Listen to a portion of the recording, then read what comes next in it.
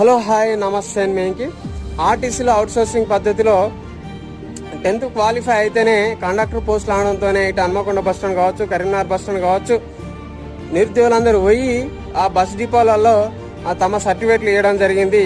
ఇచ్చినాక 2 లక్షలు డిపాజిట్ చేస్తేనే ఆ కండక్టర్ పోస్టులు ఆడడంతోనే చాలా మంది విద్యార్థులలో నిరాశ గురవుతున్నారు. ఇది అవుట్సోర్సింగ్ పద్ధతిలో కాకుండా డైరెక్ట్ రిక్రూట్మెంట్ అంటే నోటిఫికేషన్ ఇస్తే చాలా మంది విద్యార్థులకు ₹1 ఖర్చు లేకుండా న్యాయం జరిగే అవకాశాలు ఉంటాయి.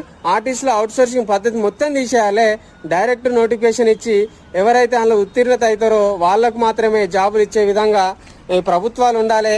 మన పొన్నం ప్రభాకర్ గారు రవాణా శాఖ మంత్రి అయ్యుండి అవుట్సోర్సింగ్ పద్ధతిలో రిక్వైర్మెంట్ చేయడం ఇది కరెక్ట్ కాదండి. డైరెక్ట్ రిక్వైర్మెంట్ చేయాలని విద్యార్థుల పక్షాన, నిరుద్యోగుల పక్షాన తెలియజేసుకుంటూ